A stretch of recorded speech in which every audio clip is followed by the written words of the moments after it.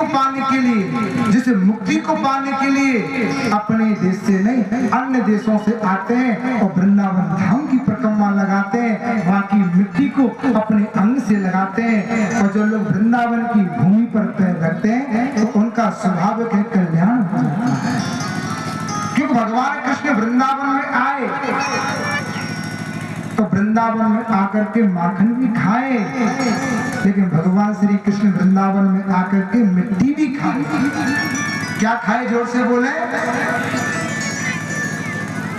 भगवान कृष्ण वृंदावन में आए, माखन खाए, सबको पता है, लेकिन माखन के साथ भगवान वहाँ की मिट्टी भी खाए।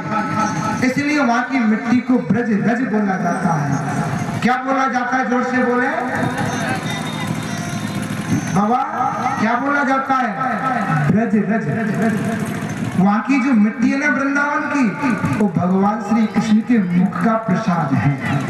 वहाँ की मिट्टी खाते तो दूर दराज से लोग जाते हैं, वृंदावन की परिक्रमा लगाते हैं, लंबे पड़ करके वहाँ की रज को अपने अंग से लगाते हैं, तो भगवान के मुख का प्रसाद है।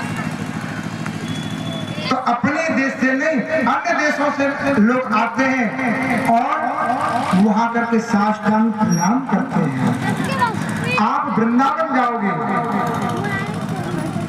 समझ लें आप लोग, आप वृंदावन जाओगे, वृंदावन जाकर के अगर आप वृंदावन को ज्ञान की दृष्टि से देखोगे तो आपको ईंट पत्थर चौराया तिराया ये सब नजर आएगा।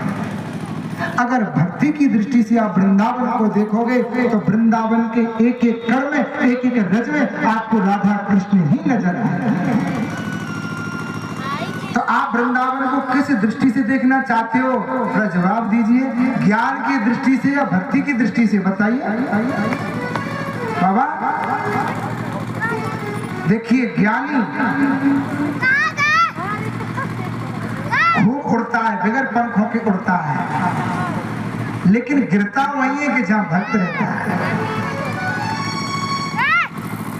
एक बार ज्ञानी और भक्त में बहस हो गई, जिद हो गई। ज्ञानी बोला मैं बड़ा और भक्त बोला मैं बड़ा। अच्छा, तो दोनों नारायण भगवान के पास आते हैं। तो ज्ञानी ने कहा भगवान आप ही इसका निर्णय करिए, आपके लिए ज्ञानी प्रिय है या भक्त प्रिय है, आप ही निर्णय करिए। तो भगवान ने कहा सुनो भाई, ज्ञानी तो ज्ञानी है, ज्ञानी तो मेरी आत्मा है। तो भक्त उदास हो गया, तो फिर मैं क्या हूँ? भगवान ने कहा चिंता मत करो, ज्ञानी है मेरी आत्मा तो भक्त है मेरा परमात्मा। जोर से बजाए ताली। भगवान का ये तो स्वागत है। भगवान ने कहा ज्ञानी है मेरी आत्मा तो भक्त है मेरा परमात्मा। जिस तरह भक्त मेरा भजन करता है, मुझे भजता है, उसी तरह मैं भगवान होकर कभी कभी भक्त को भजता हूं। भक्त बड़े भगवान से, ध्यान से सुन लीजिए, भक्त बड़े भगवान से और छोटे हैं भगवान।